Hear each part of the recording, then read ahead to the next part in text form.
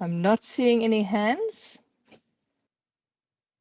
Okay, we're going to move on then to vote 13, which in the blue book starts. I had two questions. Can you put your hands down again? Member Nlensu and Member Boyson. Chairperson, Okay. Good morning. I put my hand up just to indicate that I eventually made connection, Chairperson. I am in the meeting, sorry. Great, thank you very much. Okay, so then if we go onto the big blue book, it starts on page 681 and it runs through to page 737. We are going to be tabling this for discussion. We're going to do it section by section, and I'm going to allow 3 questions per round, and then we can always come back, and 2 minutes per question so that we don't sit here all morning. I'm going to start off with Nlensu. Dad, you could join us this morning. Have you got a question on the first section, or do you want to start on vote 13?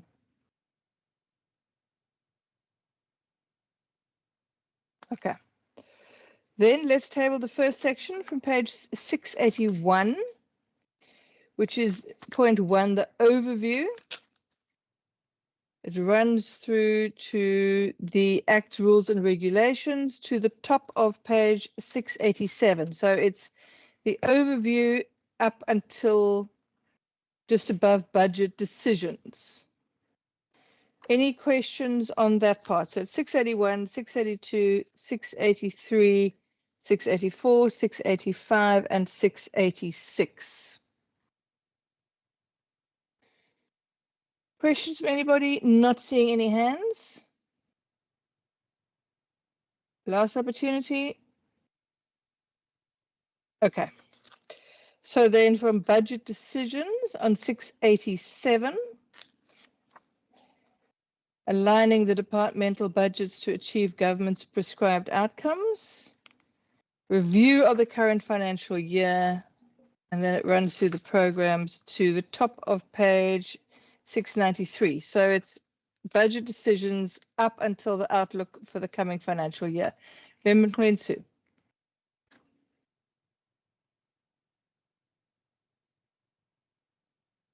Thank you very much, Chair. Can you hear me? Morning. Yes, we can. Morning.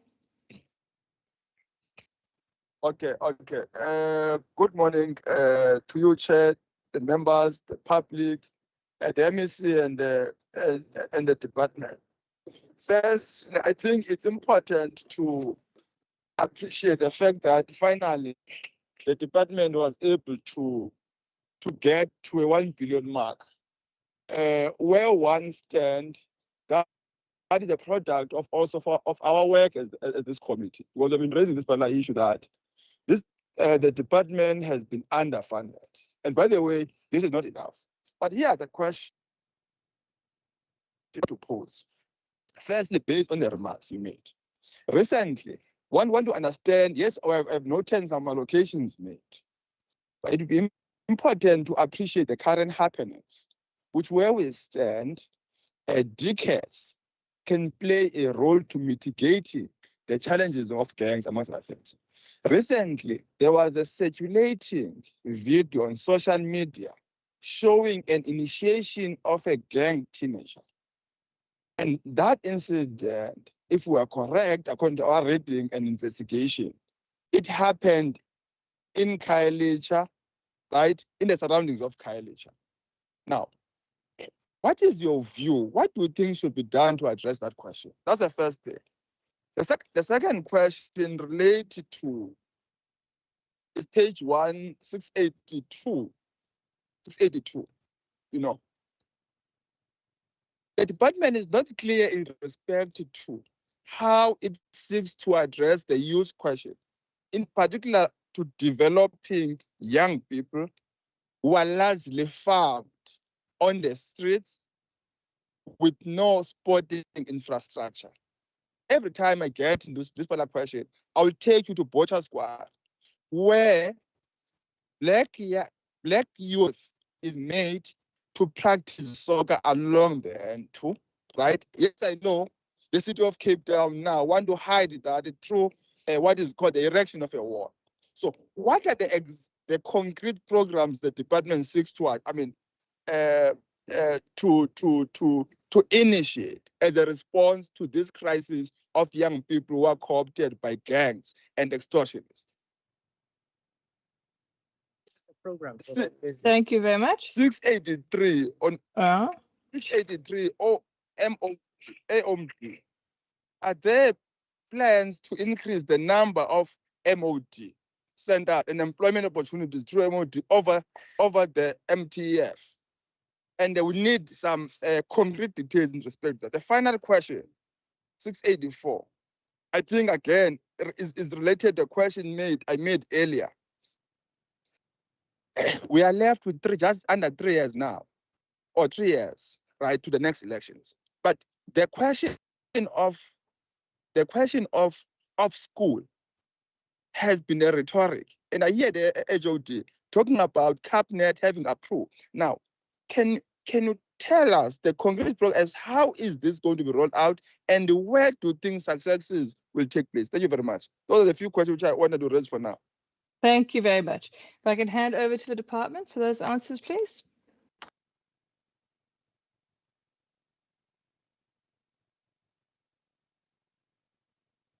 Thank you very much. On the matter around the gang initiations, the matter don't start and end with the gang initiations.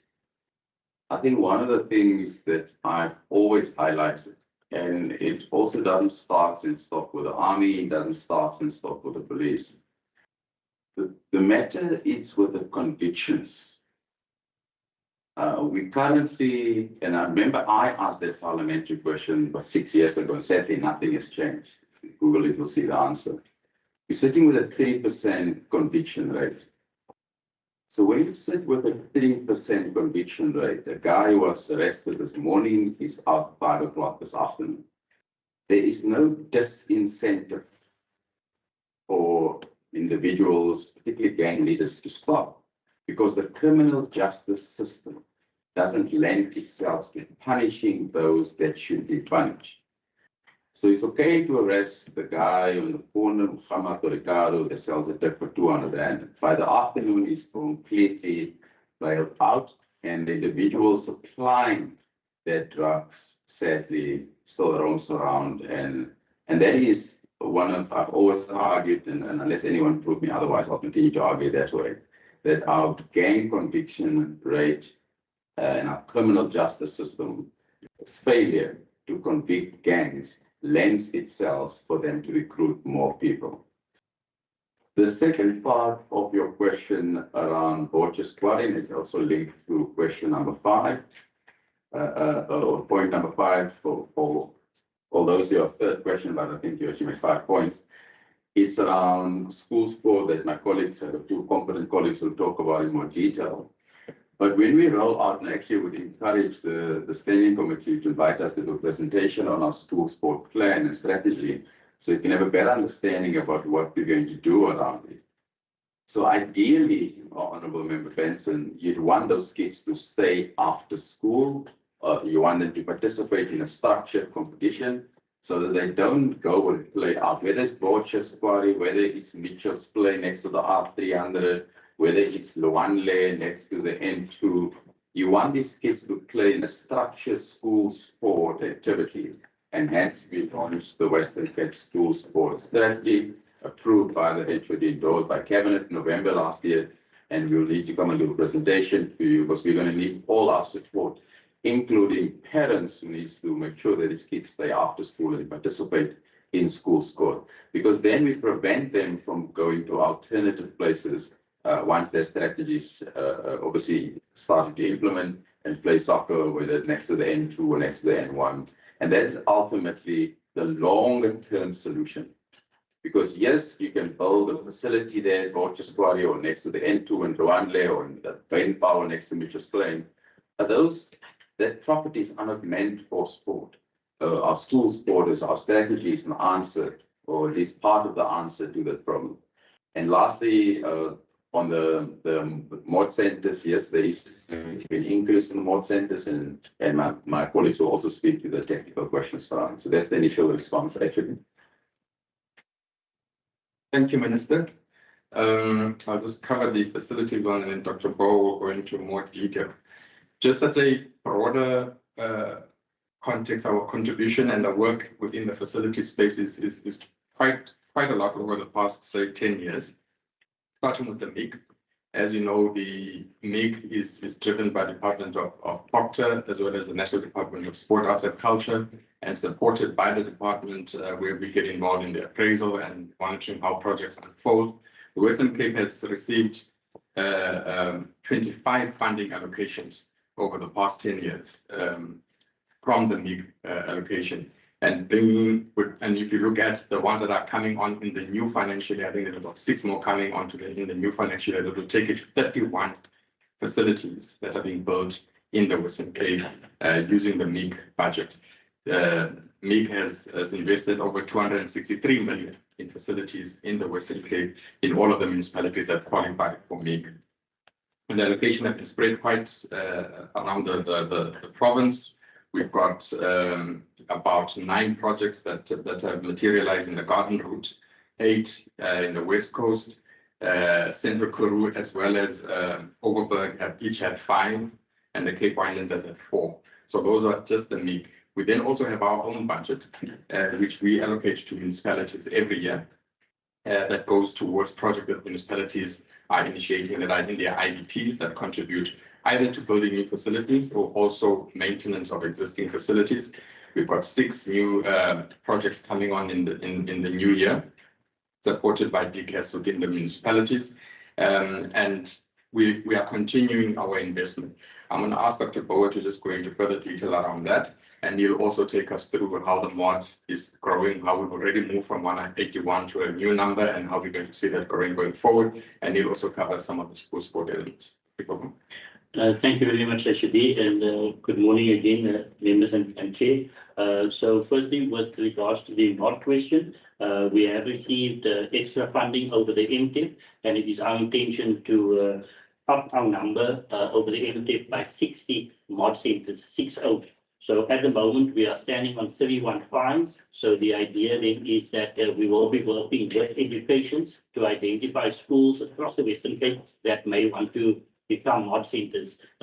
We need, in many cases, a willing principal. We also need to have recruitment from that particular area, but we will be working with education to identify not only the hotspots, but also other areas that will need the mod centers. So certainly, there is an intention to expand the mod centers.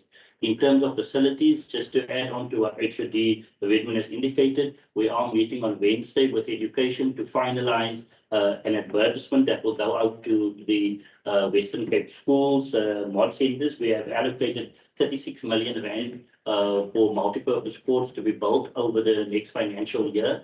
That would then entail that each of these multi-purpose courts would then have the possibility to be used by 3 or 4 schools in one particular area. So we will be finalizing the advertisement and how we will then divide up the 36 million to make sure that we do that. So that intention is very clear. And of course, as we move with 60 mod centers, that would then also indicate 1 to 2 coaches per mod center. So we will be increasing in the employment.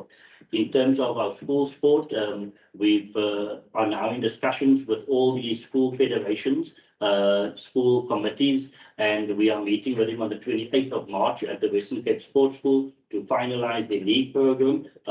Most of them are starting the 2nd week of April after the school vacation. So we will be having, we have done all the necessary work with education to determine what is the baseline in the particular districts. And with the extra funding that we have received, the clear intention is to have leagues in all districts of the Western Cape. We are also moving towards having the clubs meet with the schools in particular areas, because we believe that If our school leagues are viable and that they are working, that the clubs will also be able to recruit members from there and also build the necessary clubs in a particular area. A club is normally the social cohesive unit that brings together the clubs in a particular area. So from our side, we will be working very strongly with the clubs.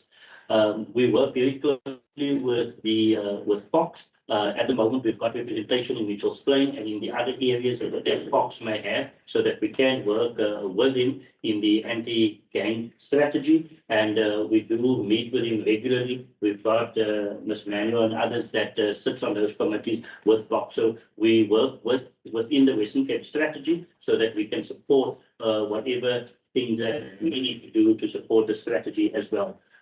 Chair, I think those were all the questions in relation to the ones that I needed to answer. Actually, I'm not sure if there's anything else. Thank you, Mark. We've covered everything. Thank you, Chair. Thank you very much. Appreciated. Okay. Are there any more questions on that section from anyone? Yeah, yes, Chair. Just hold on. Before I come back to you, I want to find if any other members have got questions. No. Okay. Mehmet Gwetsi, if your follow-ups. No, thanks, Chair. Chair, I want to pick up on the point made by the MEC. You know, it appears to me that the MEC is apportioning blame to the, based on what he described as low conviction rate. Our interest, given the mandate or competence of the department, where are the preventative measures to ensure that Western Cape youth is not prone to being co-opted or recruited into gangs? The issue of conviction is after the fact. After one has committed the crime, we do not want our youth in the Western Cape to commit any form of crime, nor to be co-opted into gangs. That's the issue. Okay. Let's see if we can get a response to that from the Minister and the HOD.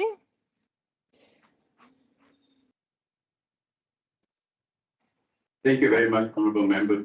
Before I get to the actual programs, Ernie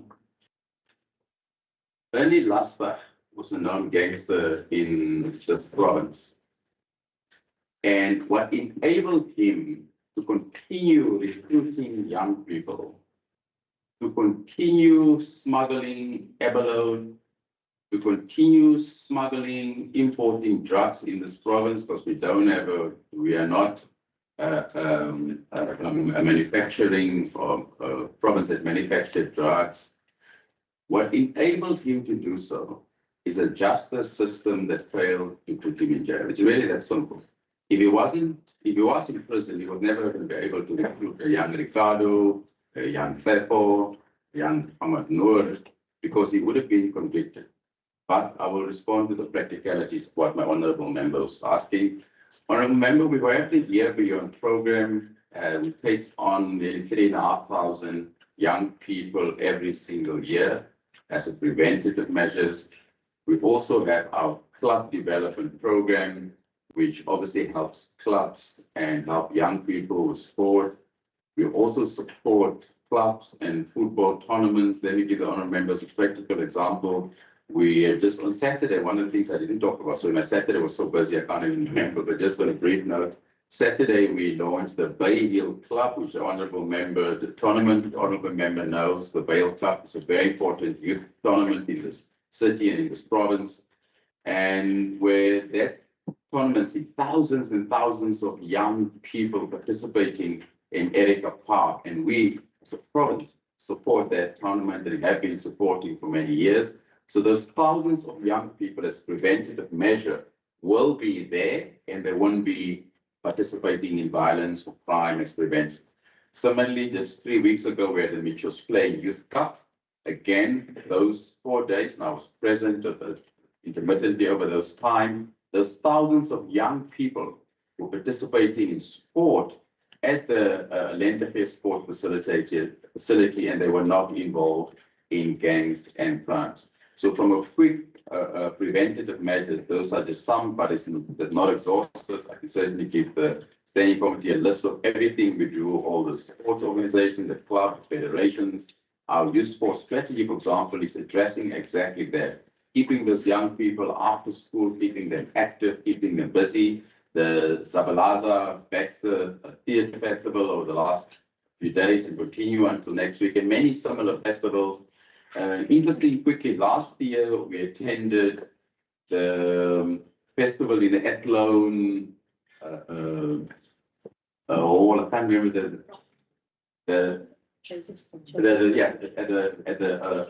at Joseph Stone, and inside that wonderful arts festival of young people, if the honourable member will remember, in that morning, so sadly, they killed somebody outside Athlone police station.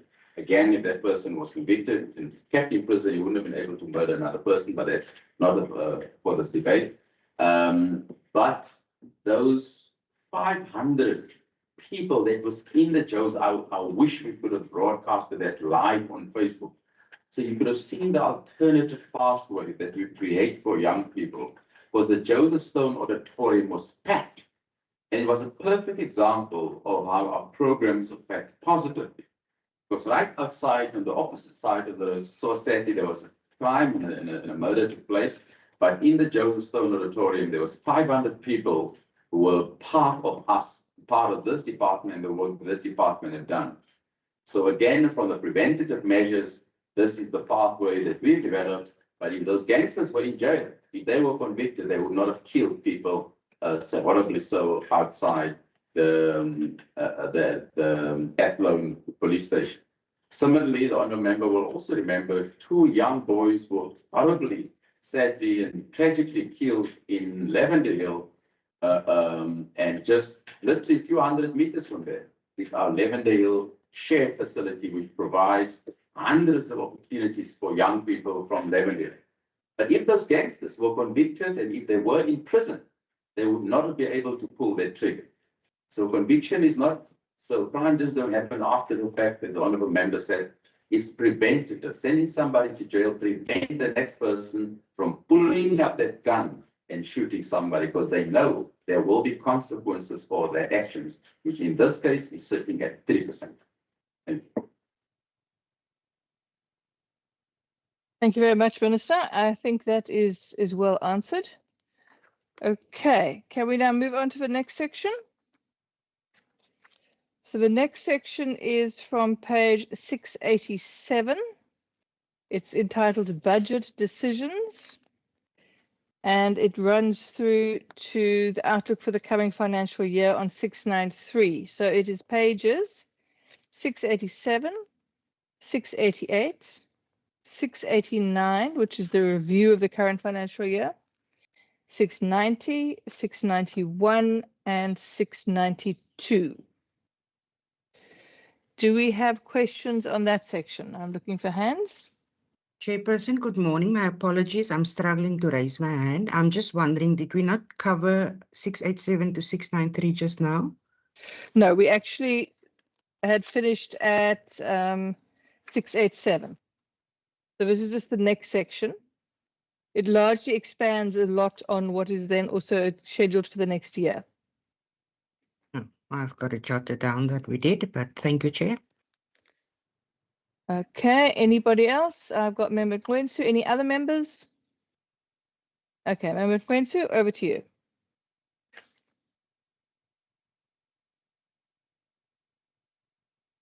Thank you very much, Chair.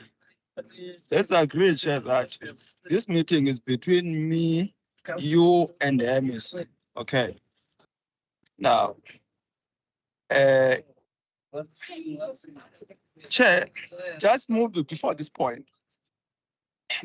Having listened to the MEC, it is evident that he has no appreciation that drug case is a very important tenet of crime prevention in the country and in the province. But here's my question. Page 688, the second paragraph. Here we are told that the budget for 2026, mass participation and sports development grant budget allocation for 2027 has been reduced by 2.9. Now, one is to be interested to understand the rationale behind this. That's the first point. The second one relates to aligning departmental budgets to ICAV's government.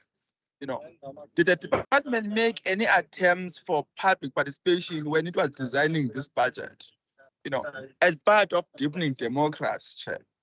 The second last point, you know, relate to the year beyond after school program. And I think this is a point one raised, you know, the program operated in 214 schools with 106 ECD centers and 242 libraries. Why is the program operating only in 214 schools when we have over 1,000 schools in the province? Are there plans perhaps to expand this program? And that's the issue which we are deeply interested to understand. 692, you know, you talk about a dual beneficial program year beyond, you know. Now, what was the nature and sustainability of these 3,000 opportunities which you claim to have created? Thank you very much. Let me pause here. Thank you. Just to remind everyone that this is an open meeting. It's the entire committee and it's also open to the public with live streaming. So everyone here is able to ask a question, and we'll also be seeing if there are any public inputs later. Let's just move on to the department. If we can just have responses to those questions, please. Thank you very much, Honourable Chairperson, Honourable Benson. Thank you very much for your input. I have a full appreciation for the role we play. That's why I attended the Bay Hill launch on Saturday. That's why I attended the Mitchell's Plain launch of the Mitchell's Plain Youth Cup and participated. I kicked a small ball, I didn't score a goal.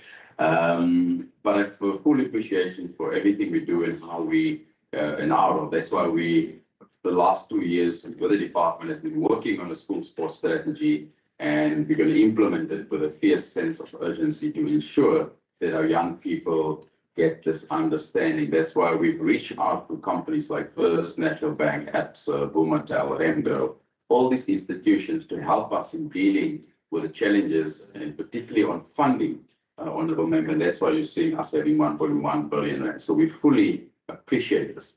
But I'm fully aware of the fact that we don't operate in isolation. I'm fully aware of the fact that sadly, our gang lords are living in Plattekloof and Constantia, and they're not in jail ruling the roost. I'm fully aware that during the taxi strike, the gang leader was fined with 40 cell phones in his cell. I'm fully aware that last year, the National Minister of Correctional Services announced they found 50,000 cell phones in the prisons in this country. The lack of that failed justice system, the lack of a proper justice system, allowing these individuals to operate roam free. I can tell you, I personally Ubered a lady in the middle of the night to a safe house because a gangster that's supposed to be locked up in jail kept calling her at 2 o'clock in the morning. That woman thought that man was in jail.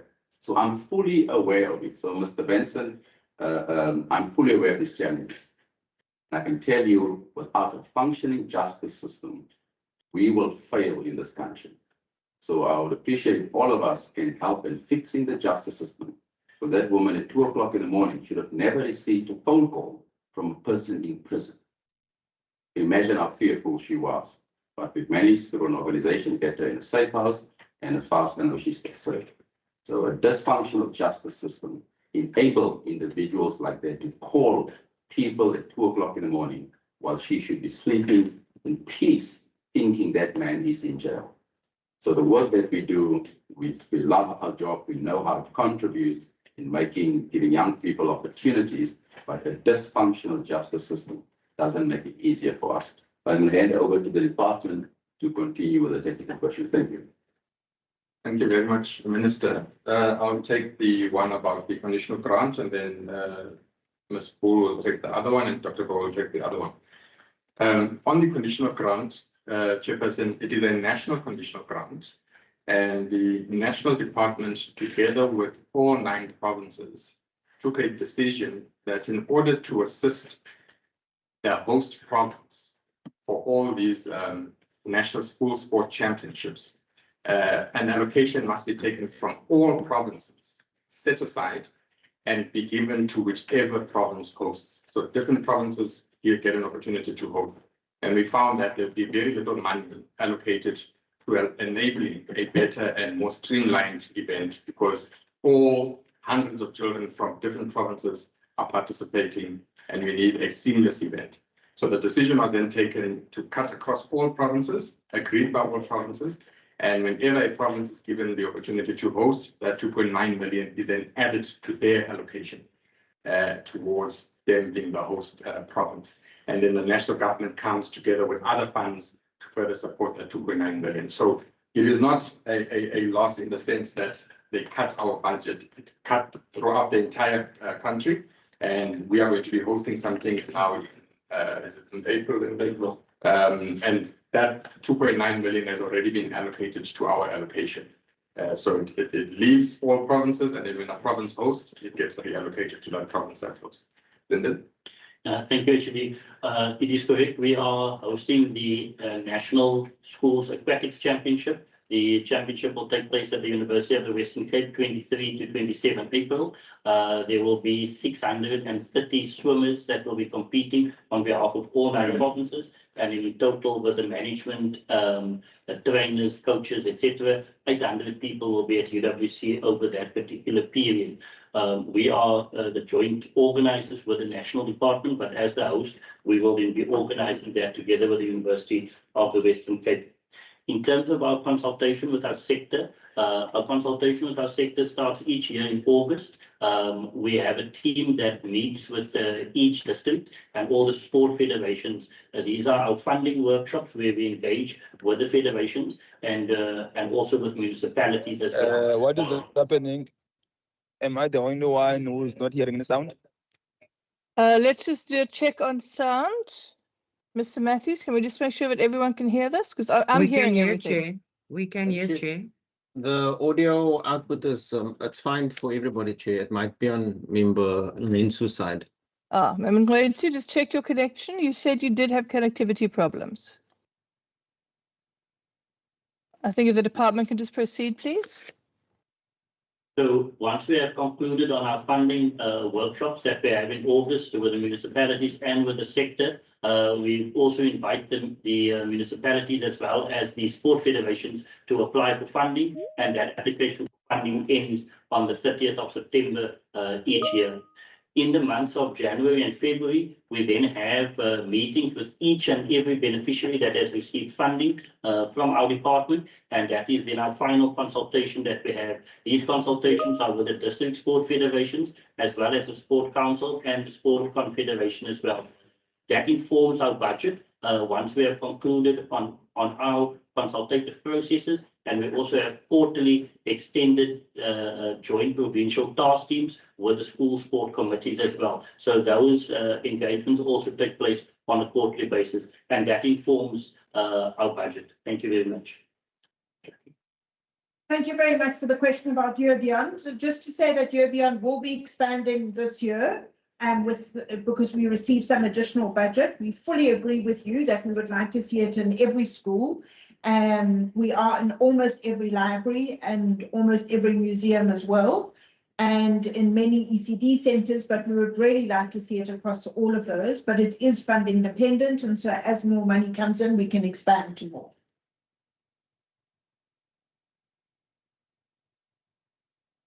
Thank you very much. Is that everyone from the department? Okay, Member Stevens, please ask your question. Good morning, everyone. Sorry for being late. I had a lot of challenges signing on. But yes, on 687, on the budget decisions, can the department provide clarity on how the allocated funds will directly benefit communities, particularly vulnerable or rural areas that rely heavily on provincial services? And what oversight and accountability measures are in place to ensure that the projected budget 2025 to 2030 and the expenditure will be after the years of the MTEV are not affected by delays, mismanagement, or capacity constraints. And then my last question, I don't know whether the minister are aware of what's going on in Stellenbosch with the funders sell sports facilities, because we're also talking on to 687 about youth development. And at that facility, there's a lot of youth that's making use of that facility. 13 different entities are making use of that facility. And I went there on Thursday, and they are going to be evicted on the 28th of this month. And like the one lady said, the municipality spent 1.2 million at the gym last year. If you spend so much money last year, why are you closing the place a year later?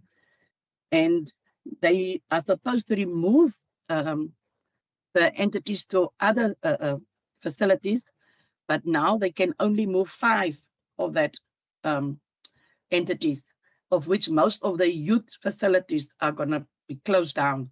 And that's not fair towards the youth. And it's not only certain people that's using that facilities. When I went there on Thursday, there was different people there. There was colored, black, white, everybody was using the facilities. And while I was there, around about 600-700 students from the university walked in there to have a function there. And I mean to close that place down. That place was supposed to be recognized as a, we just get the right words now. But at the meantime, I don't know whether the minister was aware of the closing of that place. That was supposed to be part of our heritage. That place is about 106 years old. And to close a place down like that after 106 years, I don't think it's fair towards the community of Stellenbosch. Thank you, Minister. Thank you, Chair. Thank you very much. I've also got a question from Member Lecker.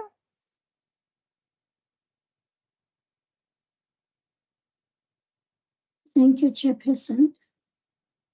Good morning to everybody in the meeting. Chairperson, I have a question in page, I think it's 692, if I'm correct, but also latching on what Member Stevens has asked on pertaining to why closing certain youth structures or youth groups. And mine is around on page 692 on the year beyond or the after school program. It says the program operated in 214 schools, 106 ECD learners, and 242 libraries. And I want to check, Chairperson, why is actually the program operated only in 214 schools, when in actual fact we have more than 1,000 schools that are supposed to have been in the province, which have plans to expand. So I want to know, are there particularly any plans to expand the program to other schools? And also, on the as a dual program or as a dual beneficiary program, this year beyond is also a bridge into the economy for the youth. And I want to check actually as to what was the nature of the sustainability. Because in the year review, it says there's been over 3,000 opportunities that were created for the not in employment, education and training youth. So what was the nature of the sustainability for these 3,000 opportunities? But also following on that, Chairperson, would be on the library and archive services. In the year ahead, the department will facilitate the assignment of the public library function to the remaining municipalities that have not yet been assigned, and that is 695. So I want to check, what are the reasons for devolving these powers to other municipalities? And secondly, are there any plans to improve the situation of the rural libraries that have no internet connectivity? And maybe lastly, Chairperson, around that, as we are in 695, I know I have exceeded because I'm supposed to end in 692, but I'm using this opportunity in case I don't get another opportunity, would be, can we probably get a feedback, or can we ask the department to check in terms of these other rural libraries that have no internet connectivity? When and how is the internet connectivity going to be rolled out? Thank you, Chair. Thank you very much. If I could hand over to the department for those answers.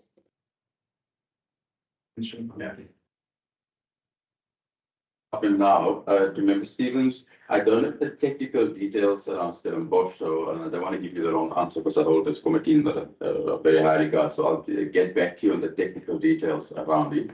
So I don't want to give you the wrong information.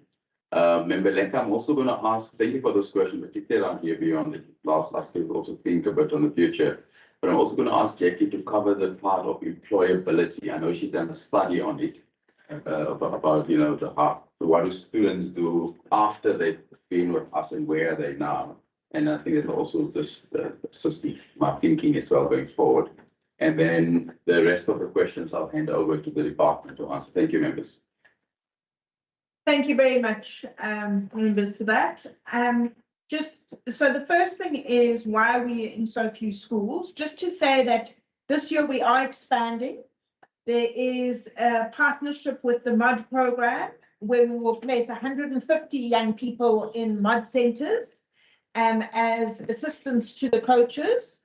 And we have also expanded our literacy and numeracy programs, and also our Planet Youth Response, Shukuma.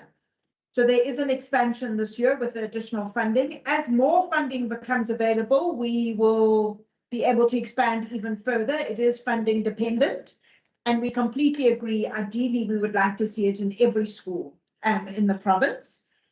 So that was the first question. The second question is around the sustainability and what happened. So there were 3,250 opportunities created in the last year.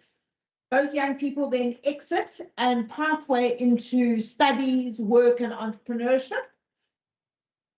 We're very pleased that 70% of the young people have pathwayed into their next opportunity from the surveys that have been done.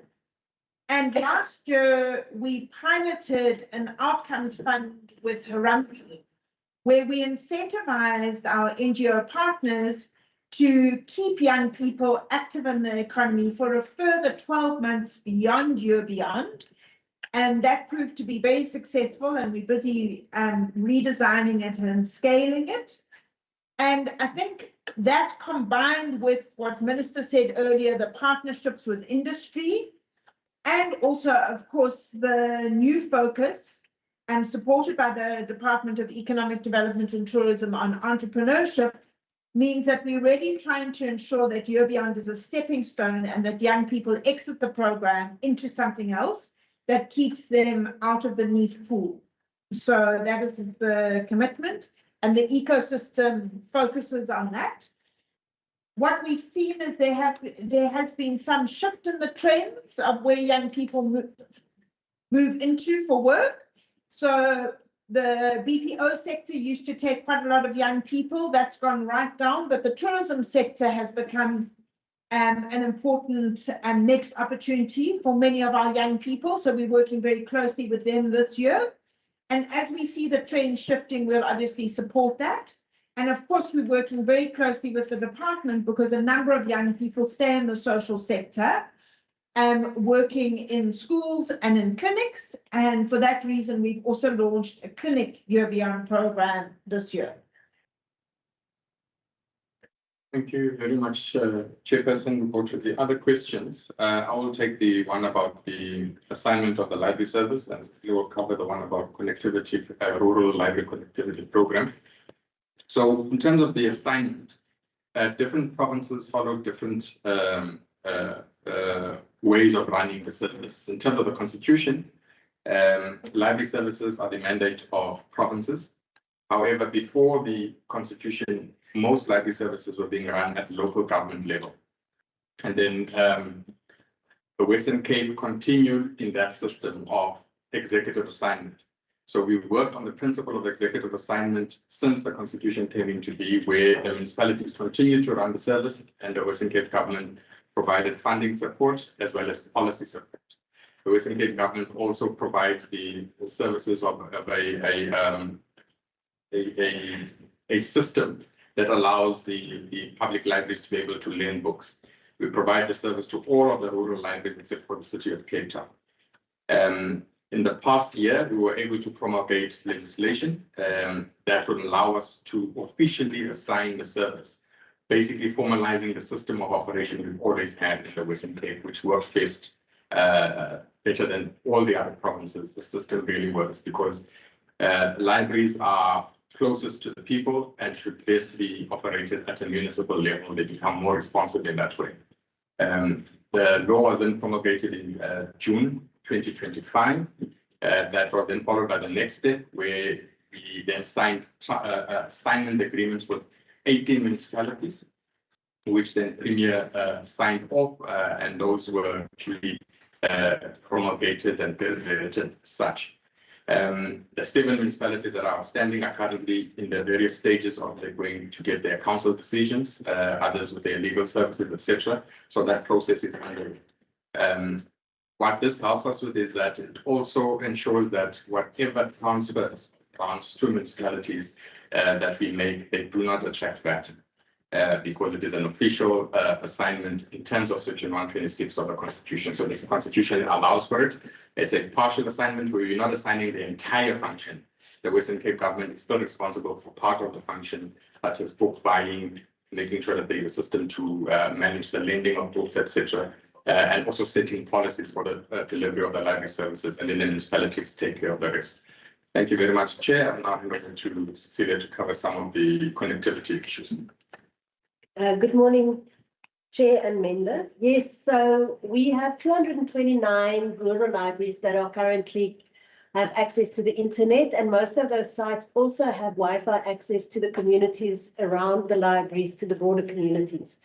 So of the 375 libraries that we have, with the City of Cape Town's 102, we give internet access at most of our libraries. So we give internet access at 331 of our 375 libraries. Those libraries that do not have internet access, some of them, about 15, are correctional service points. So at these public service points, we can't give internet access. And the remainder that don't have internet access, yes, is a mixture of infrastructure, or the space is too small. So we are working with the Department of the Premier, the CIA, to assist with laying infrastructure and getting internet access to all our libraries. So it's a continuous process. At this point, because it's very dependent on infrastructure being laid, I'm not able to give a timeline on when all our libraries that can have internet access will have internet access, but we are funding it every year to roll out to more and more of our rural libraries. Thank you. Chair. Yes. Oh, there was one more, Chair. There was one about what are we going to do about to make sure that we are able to spend our budget and the criteria, etc. CFO will cover that one. Thank you, HOD. So this was a question from the students. So just with regards to the criteria, I'm going to start with the criteria. So basically, we've got funding costs, the policies for both the arts and culture and sport environment. Both sport and arts and culture have independent application processes. So through that application process, we invite NGOs and federations to apply for funding. That is then subjected to an independent adjudication process where we have people from the respective sectors sitting on those committees and then adjudicating those applications. Once that process has been completed, it follows an approval process, which is then approved by the accounting officer. So that is the funding process. Then when it comes to ensuring that, that the budget is spent, we have, so from a supply chain perspective, for example, where we are facilitating some of these events and we have to enter into the procurement process, we've got a procurement plan that we sign off every year.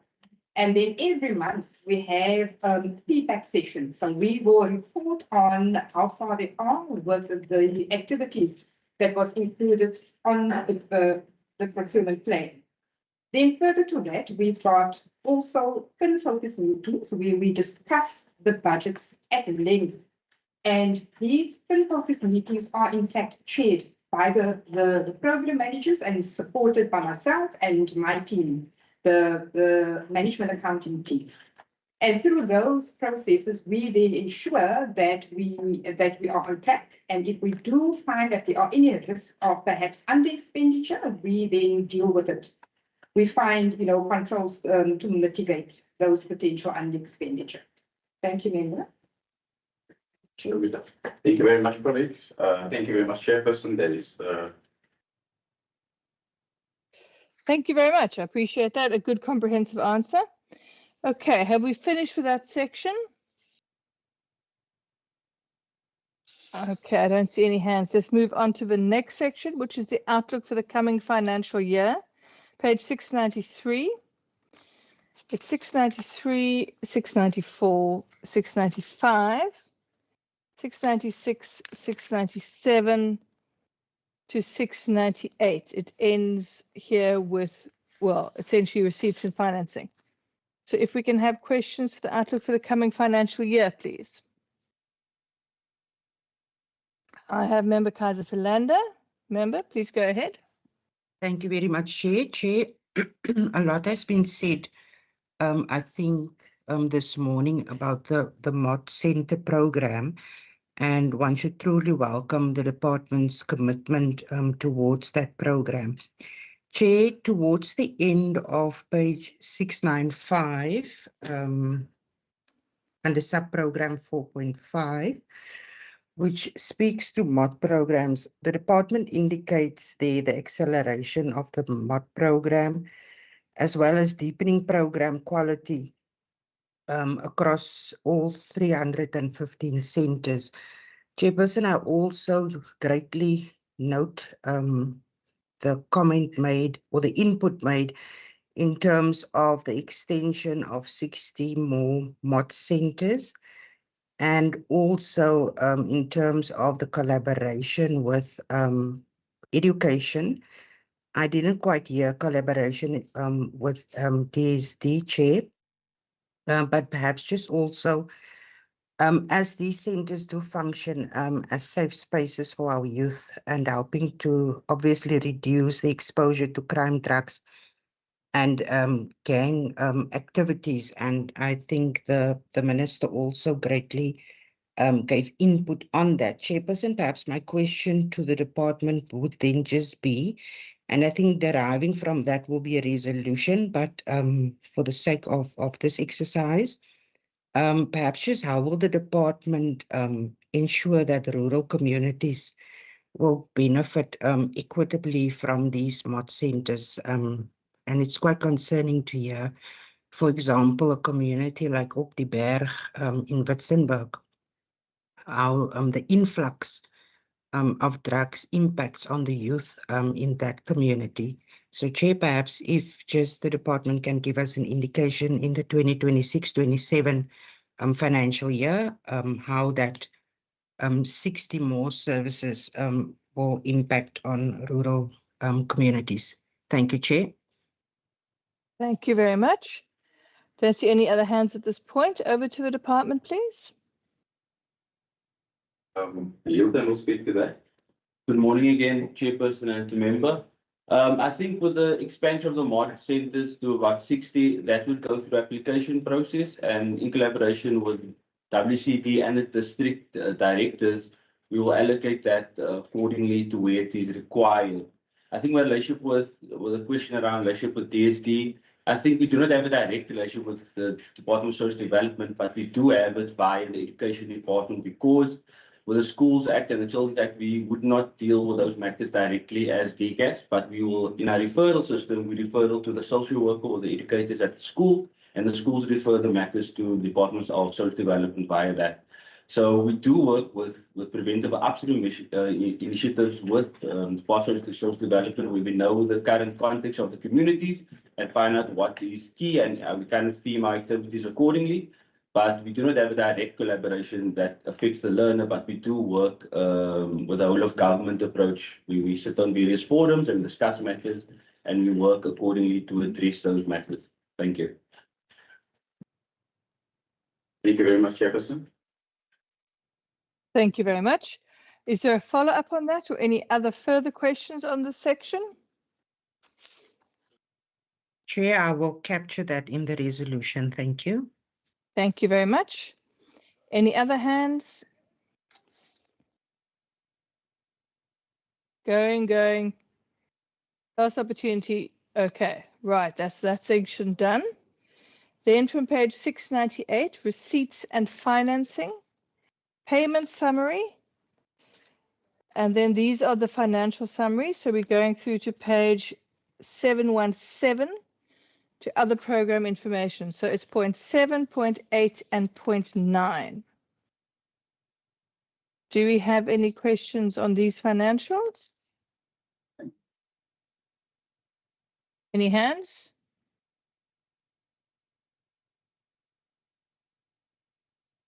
No? Last opportunity? Chair, Yes. Member, go ahead. I can't. Can You said page? Can you hear us clearly? Page? Yes. You said page? Sorry, I'm battling to hear you. It's not very clear. Page, sorry, it's... What's the page number? Okay, right, got you. From page 700 to page 717. Or no, page 698 to 717. Okay. Look, 8.1 on the summer of payments. You know, and as you indicated that we note the increased budget, but of course, you know, we cannot talk about it outside of the November 2025 budget adjustment. Where in our view, there was a reduction of over 10 million in the COE budget, as well as a realignment of 4.6 million for Philippi Stadium in respect to SARS compliance pending the finalization of the repairs at the stadium. Now, during the budget adjustment, we also witnessed the brutality of this administration, that's our view, when over about 10 million earmarked for government jobs in the department was reduced to supplement funding for the replacement of computer hardware and the replacement of SETA library information systems. Now, has this money been reallocated this year, and how is this budget responding to the COE budget cut? Is there provision made to increase allocation for creation of government jobs in this department? And the second question is on compensation of employees. What is the number of jobs funded through the COE allocation? Because my interest is on the new number of vacant posts, and that will be created. And somewhere, a statement is made that about 86, you know, about 86 personnel, the personnel will be increased by 86. Now, are those positions been advertised or not? Kindly take us through, Chair. Let me just pause there for now, before my very last question. Thanks. Thank you very much. Member Lekke, I saw your hand was up. Yes, Chairperson, it's up. I would like to ask a question on page 701. A quick one, Chair, is around the funded or around the COE allocation. Just a quick one on the vacant post that will be created through funding allocated. Can we get an explanation? Because I seem to be wanting to have questions in regards to this question on its own, but I'm sure without having a proper explanation on this, I would be maybe seem to be jumping ahead before I get any information. Thank you, Chair. Thank you very much. Over to the department. Thank you, Chairperson. Chairperson, we couldn't hear Member Benson properly. There was a bit of a lack in detail, so forgive us if we've missed one or two things. We've picked up some key words and we're going to try to get a better understanding amongst ourselves, but we will respond to Member Lecker and one of the two other questions that we did pick up from Member Benson. And Member Benson, if we've not properly answered, please just alert us so we can just respond to that appropriately. So the first question is going to respond to between myself and okay. Sean, we will try and okay, thank you. I just need to confirm the first question. The second question, I think, was about the vacancies and how many vacancies we are or we will filling in the next financial year. So to respond to that question, currently the COE budget as it stands in this blue book includes the filling of 112 vacant funded posts. But those 112 vacant funded posts are scattered across the financial year, depending on where the process was at the time of concluding the budgeting process. So they may not all be filled as of the 1st of April. And like I'm indicating, it is scattered across the financial year. Thank you. And then one, just speak to it. Okay. I think the increase in new funded frozen posts would be the 8 from the March centers. So 8 program coordinators with the expansion is the requirement for coordination from our side. And the increase in COE is partially the 8 district coordinators that will be employed within the March program. So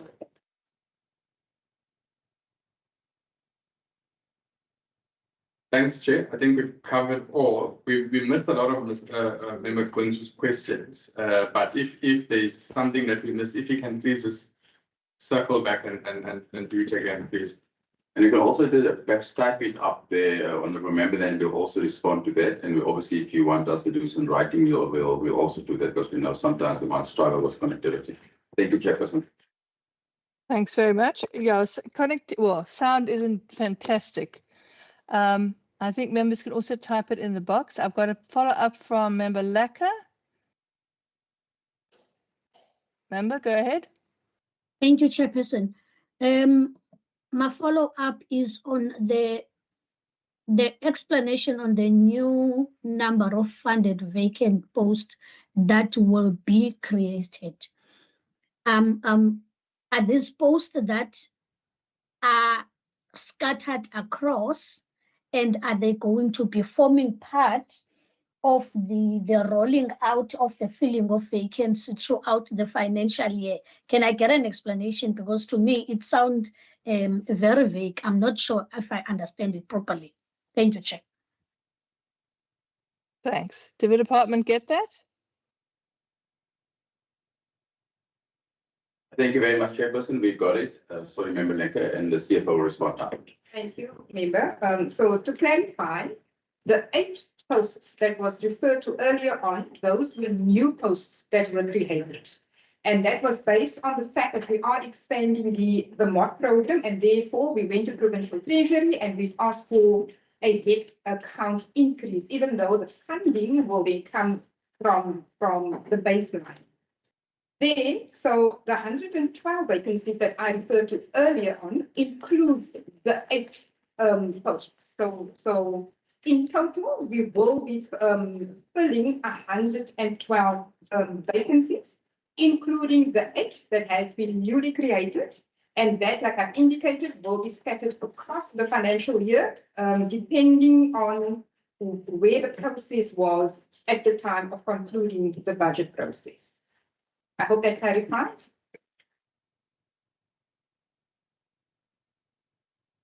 Okay. I'm happy, Chair. Yes? Member? I'm happy. I'm happy. Okay. Lovely. Happiness around. Okay. Any other questions on this section? Are we also including up to page 715, or we just ending somewhere before that? No, we're ending on page 716. So if you've got other questions, you can go ahead and ask them. Thank you, Chairperson. My question is on 715, Chairperson, on table 9.4 under sports. I think it's important that I say I have noted the increase of the funding for sports and schools sports, which is something that I think for a longest period, it has been a call from other parties in the legislature. But I want to understand the reasons maybe for the high increase in and what are the programs that will be funded through the increased funds, or is it just linked to the Cricket World Cup? And also something that also captured my mind is to why the budget for youth development has decreased. Thank you, Chair. Thank you very much. Department? Thank you very much. I'll give over to the CFO first, and then once we give more details on the school sport. Minister. So I'm just going to give an indication of the additional funds or why there are such significant percentage increases year on year. So within the sport, which is the sub-program sport, we received 15 million for the ICC Cricket World Cup, and then 10 million in total for hallmark and incubator events that is split between sport and arts and culture. The sport portion of that funding is 4.2 million, which is included in the 94.6 million under the Subdirectorate Sport. And then we were also able to fund club development with an additional 700,000. And then women in sport, also an additional 700,000. And then viewing centers, we've allocated 2.5 million. And then 750,000 we've allocated for the Shandong exchange program. And so that's the one that is within sport, sub-program sport, number 2 on that table. Then to go to school sport, which is the other significant increase. So that is mainly between due to the 55 million for the implementation of the school sport strategy. Thank you, Chair.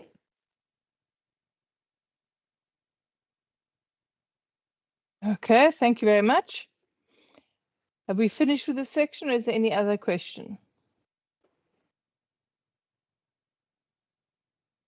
Okay, moving on to, I think it's the last section, which is other program information. It's point 10 on page 716. Chairperson, there was just a clarity of one of the member Lekker's questions. Jackie, want to add to that? Thank you. Just on the youth, just to say that the budget, the last year's budget also reflects a transfer from the Department of Education to year beyond.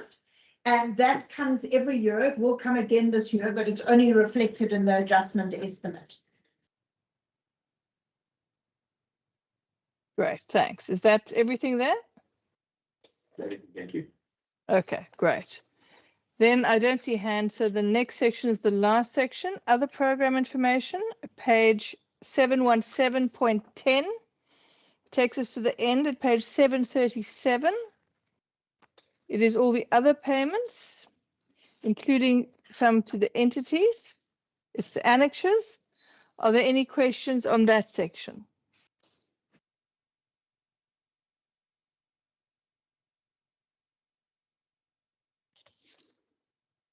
Member Laka?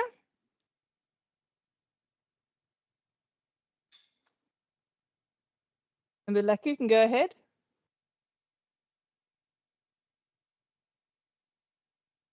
Am I audible, Chair? Yes, you are. Thank you, Chairperson. On table 10.1, Chairperson, on the personnel numbers and costs, the table tells us that the number of personnel for the department will increase by 86 during this financial year. Can we get an update on how many of these vacancies have been advertised and filled, and how many are not filled yet, and what stages of recruitment are those vacancies? Thank you, Chair. Thank you very much. Any other hands? Not at this point. Okay, over to the department to answer that.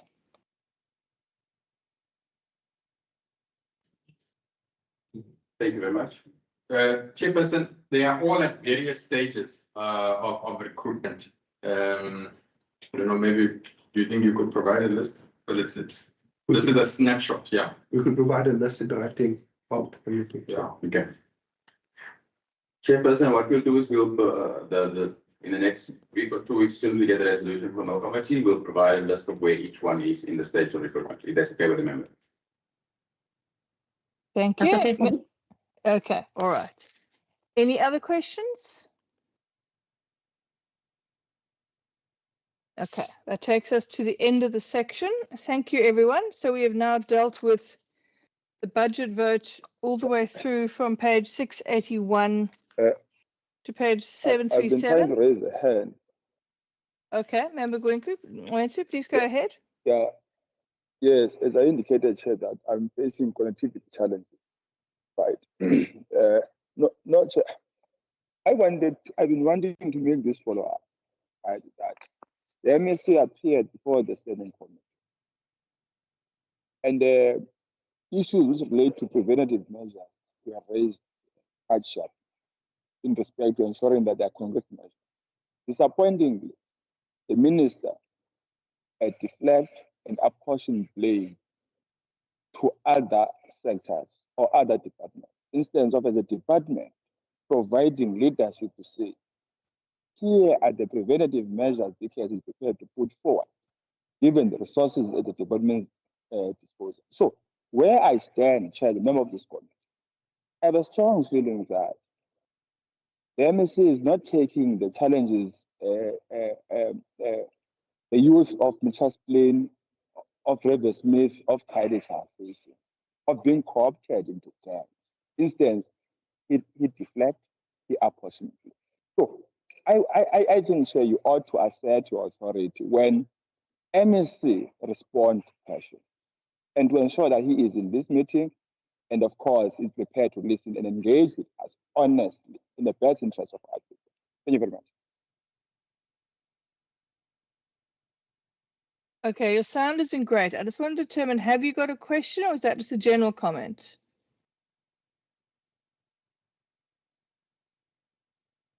It's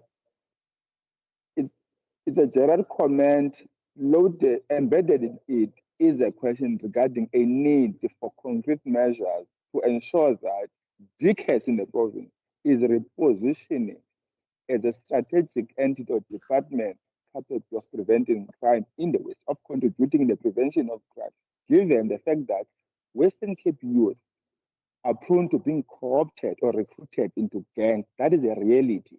As I made a point earlier to say, one was initiated through random shooting here in Cape Town. Where is the plan given the 1 billion budget in this instance to making these interventions, saving the Western Cape youth?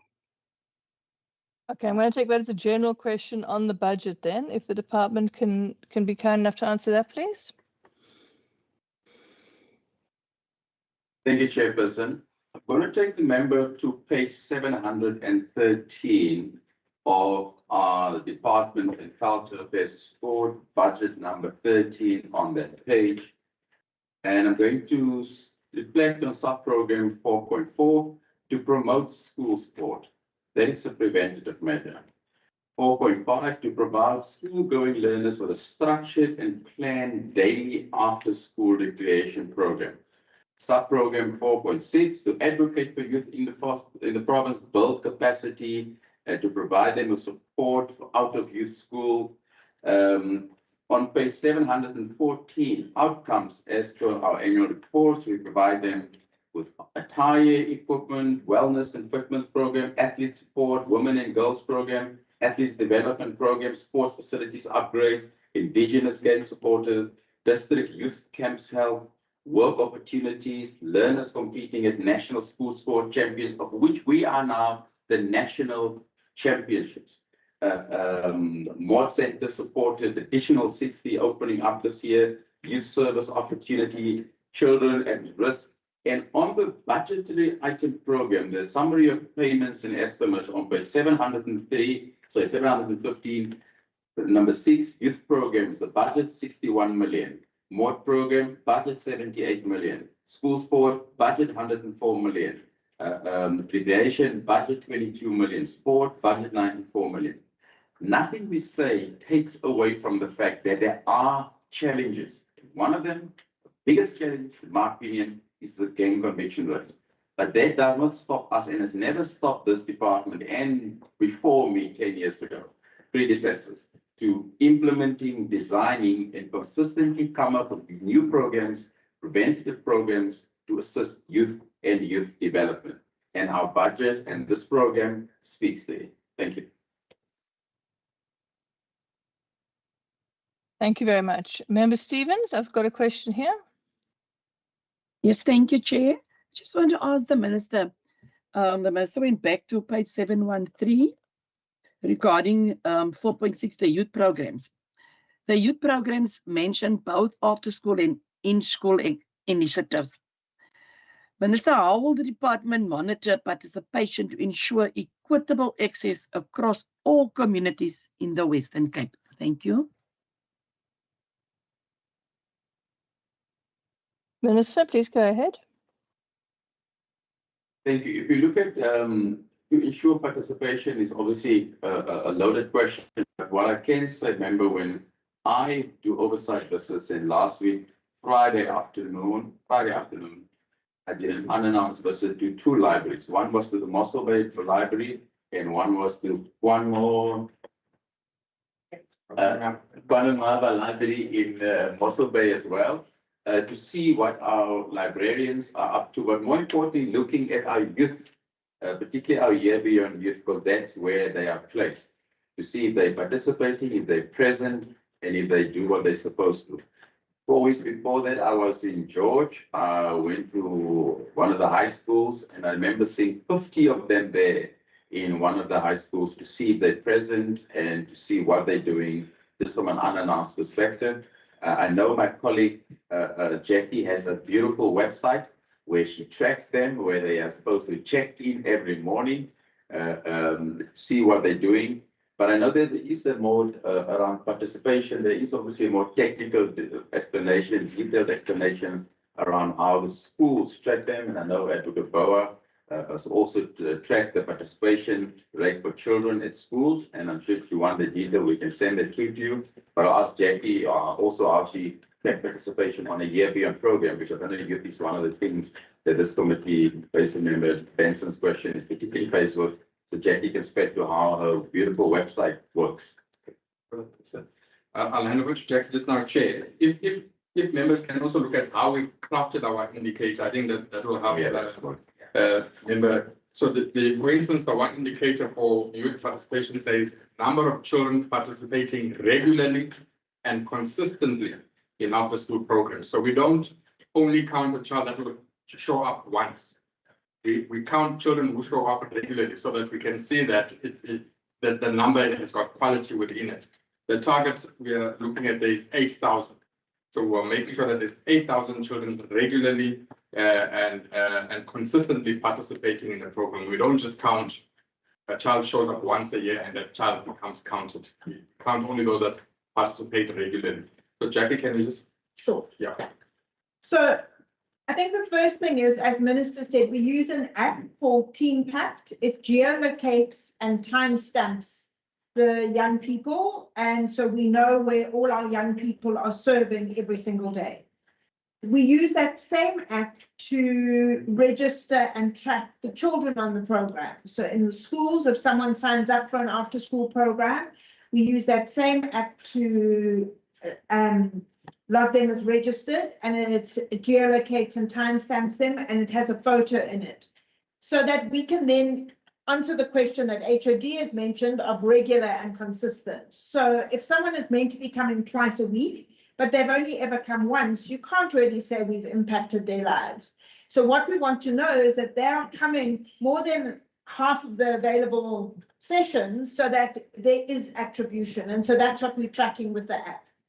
Also, in terms of vulnerability, we also look at like clustering youth in different programs differently. So children who are academically at risk, their criteria, which is that they must be achieving less than 50% in literacy and numeracy. Children who behaviorally at risk are children who are absent from school on a regular basis every week and have problems in the home, and so we're doing an intervention around that. And then we have the children who might not yet be showing any signs of risk, but are at risk because of the area that they live in and the communities they come from, and we want them to participate in after-school programs across the board. And so we also bucket them slightly differently and track them around that. Thank you, Chair. Thank you very much. Okay, I think that's it. Are there any final questions? All right, I'm not seeing any. Thank you very much for that. And thank you very much to the committee for participation. I just want to find out from Mr. Matthews. Mr. Matthews, do we have any members of the public who requested to do an input? Chair, there's been no requested input by any members of the public. Thank you very much. Okay, could I then ask for some closing remarks by the MEC and the HOD, please?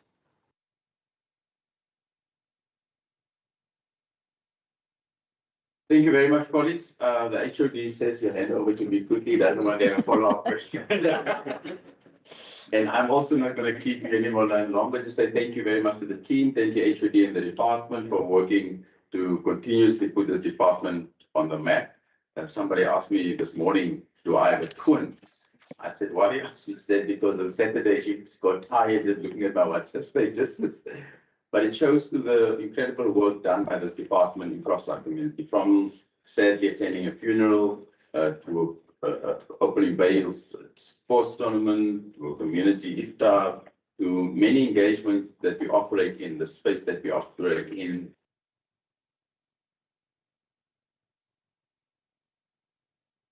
Minister, we can't hear you.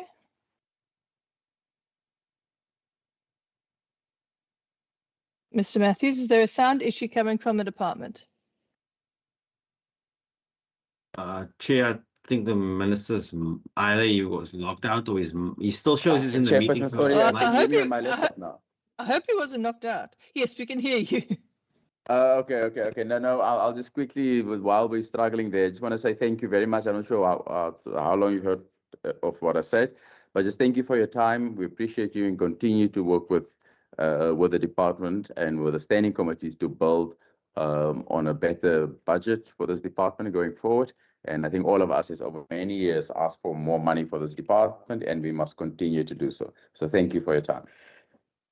Thank you very much. I really want to say from our side, from the committee side, thank you very much for always being ready to engage, for answering the questions very comprehensively, and for the work the department does. Really, I think it's a critical department. It's really important, I think, within the Western Cape that we have an active department like this. So thank you very much for everything, for all the WhatsApp statuses, for all the Facebook posts. I often wonder if the minister's dog is quite as enthusiastic about walking early in the morning as the minister. But thank you very, very much for everything. And we really appreciate your input today. Thank you. If I can just ask that you are excused, but if I could just ask the members to remain online, we need to do our resolutions and obviously to adopt or not the report as well. So everyone else is excused. MSC Mackenzie. Member, we aren't doing any more questions. What do you, have you got your hand up? I wanted to check whether is he prepared to run with me. I'm sure we can ask him. I think he's gone, but I'm sure he will. He seems to be running with everyone. I wanted to check whether he's prepared to run with me. I'm sure we can sort Oh, something like that out. Okay. No, it was just something like that. Thank you very much. Okay, right. So is it just the committee left now? Do we have any resolutions or requests for information or recommendations at this point? I know that member Kaiser Philander also indicated that she might have a resolution. Member Lacka? Yeah. Yes. Member Lacka? Thank you, Chairperson. Just hold on, member. We're just dealing with Member Lacka. Can I go on, Chair? Yes, please. Thank you, Chairperson. Just two, I think I have two issues. One would be, Chairperson, around the issue of the fixing or the maintenance of the internet connectivity to those library centers that do not have. Can we get timelines and feedback as and when that has happened, Chair? Then the second one, Chair, is on the issue of the expanded literacy and numeracy program. Mm-hmm. Can we get an update in a form of maybe an assessment once that has been done on those learners or mod centers that are seem to be taking places where I think there's 150 areas where there's an expansion on the literacy and numeracy program. Can we get some kind of an update on the development and performance, particularly on the key issues, which is literacy and numeracy? And then the last one, Chairperson, the last resolution that I want to have, and I think that's the one on what was this?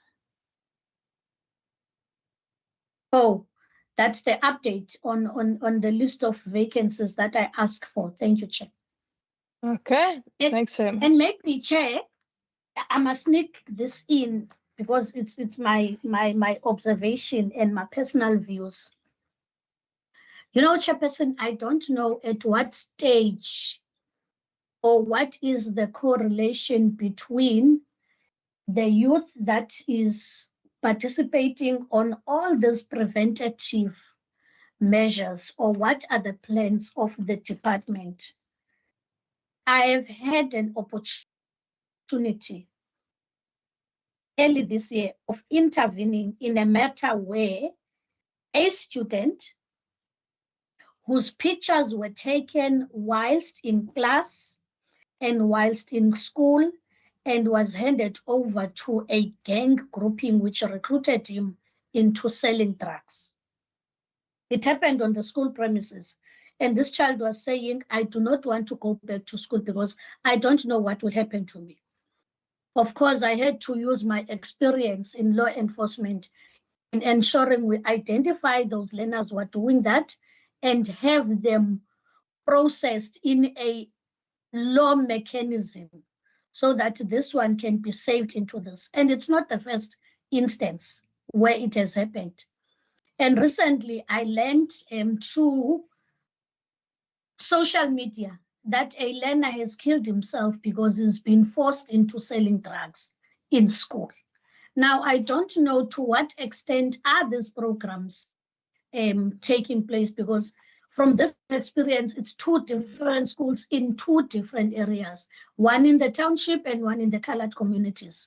Now, what is a correlationship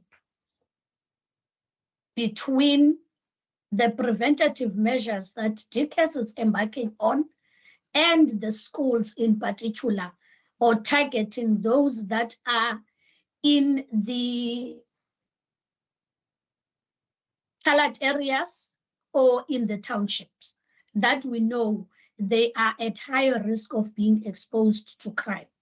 What is it that both departments can find each other, whether in a form of speeches done on school or in a form of notices that are issued to each and every learner to say, we see you, we hear you. When you have a problem, come speak to us in the strictest confidential manner that it deserves. I don't know, Chair, but I think that there has to be something done. If there's these issues that are coming up, how many other learners are not taking it or are deciding to keep it to themselves and participate in this chain of crime unwillingly? Can we ask the department maybe to do a presentation or look into something between the 2 departments? Thank you. Thank you very much. I just want to check, Mr. Matthews, have you managed to encapsulate those? Okay, literacy, breakdown timeline. Okay. Next one is Member Kaiser Philander. Thank you very much, Chairperson. Chair, I think this will also be a request for information. I think based on the expansion of the MOD centres, that the committee notes the department's plan to establish 60 more MOD centres and emphasises the need for equitable access, particularly in the rural areas of the province. Chairperson, so that the committee requests from the department a detailed list of the new MOD centre locations, specifying the schools or communities and also the relevant districts or municipalities. Can we include the projected timelines as well as the associated budget allocations, Chair? Thank you. Thank you very much. Let's just allow Mr. Matthews to finish typing that, and then I'll move on.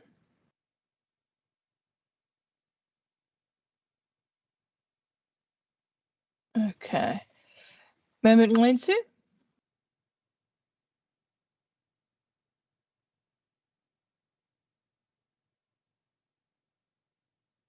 No, Benson, can you hear us?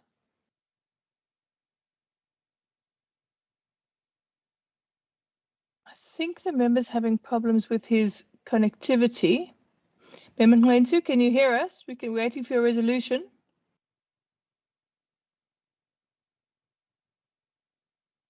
Okay. So far, is everyone's requests captured there?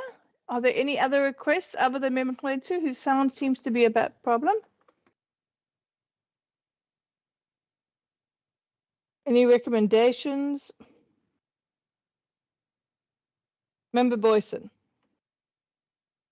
Thank you, Chairperson. Chairperson, I'm not sure whether Member Stevens is still on the platform, but I would remember her requesting, which was a very interesting matter she's raised, where the minister committed that it's an answer that he can provide to the committee on what Member Stevens have raised regarding the closure of a facility in Stellenbosch. Yes, indeed, you're right. He did say he would revert with a technical report on that. All right. Okay. Thank you, Chair. Member Stevens? Thank you, Chair. Yes, I would love the minister to come back regarding the Thunderstel facilities, but on Member Wendy's recommendation, I also would love the department to keep us updated regarding the financial, ensuring that budget allocations will directly support skills development, sports participation, creative arts programs, and mentorship opportunities with clear monitoring and reporting mechanisms to track outcomes and impact on underserved communities. Thank you, Chair. Thank you very much. And I know Mr. Matthews has also got to get raising his hand. Yes, Chair, just the last one from Member Stevens, unless the committee is okay with me just checking the audio for that. Then the other thing is any member that hasn't, maybe Member Nenso could email me a request or recommendation saying that he has connectivity issues. Yeah. And then also, I don't know, this is The only one who is not hearing anything. You are the only one who's not hearing anything. Yeah, I think I will send him an indication that he can send a written submission on what it is that he wants, and then circulate that to the committee before as part of the minutes as well. And Yes. then also, Chair, I don't want to be out of line or anything like that, but the department spoke about the school sports strategy quite a lot. And also the legacy program, the Cricket World Cup in 2027 is maybe something the committee could consider adding to the program, but it's entirely up to the committee, Chair. And I think that's a very good idea. I think we need to add that, and particularly the school sports, which I think is extremely important. We need to do a couple of oversight visits as well as having a presentation on that. We just see, I see Member Glenn who's trying to get back. I don't think he's being successful, but yeah, let's say we've got 48 hours from today until Wednesday morning to also email in any recommendations or requests. And Mr. Stevens, if you can just make sure that all the members get that as a message so that they do understand that. Is there anything else from anybody in the meeting, or can we move on to the tabling, consideration and adoption of the report? Okay, so I'm going to move on to the formal tabling of the report. Do we have anyone at this particular point who is going to oppose the budget vote? Member Kaiser Philander? Thank you, Chair. I'm not going to oppose, but I wish to express on behalf of the Democratic Alliance my support for vote 13 and ultimately the adoption of the report. Thanks, Chair. Thank you very much. Then we have, do we have anyone who seconds that? Member Stevens and Member Johnson and Member Lecker. We second that, Chair. Thank you very much. Member Johnson, is that to essentially also second? Yes, Chairperson. Thank you. Member Lecker?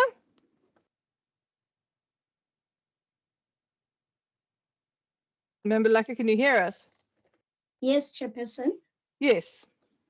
Okay, thank you. Chairperson, the ANC would like to exercise its majority vote to not to support. Thanks. I think you mean minority. Okay, not to support. Yes. Okay, thank you. Then I have, is that Member Glensu? Can you hear us, Member Benson? No. Okay, let's have a look at the draft. The report of the Standing Committee on Police Oversight, Community Safety, Cultural Affairs and Sport on vote 13, Cultural Affairs and Sport in the schedule to the Western Cape Appropriation Bill, dated 16 March 2026 as follows. The Standing Committee on Police Oversight, Community Safety, Cultural Affairs and Sport, having considered the subject of vote 13, Cultural Affairs and Sport in the schedule to the Western Cape Appropriation Bill, referred to the committee in accordance with Standing Rule 188, reports that it supports the vote. In accordance with Standing Rule 90, the African National Congress expresses its minority view to not support the vote. Anything else anybody wants to add there?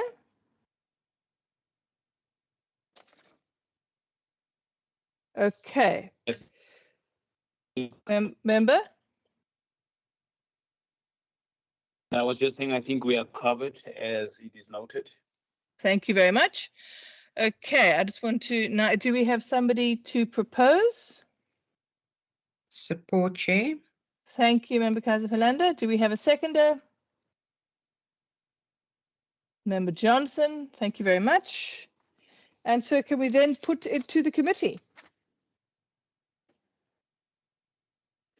We have support for that. Anyone opposing that? Not seeing any hands, no. Okay, there's Member Gwen Sue. Let me see if we can get him in now. All right. Mr. Matthews, anything else we need to do in this regard? Have we now managed to approve it? Yeah, thank you, Chair. Yes, everything has been sorted now.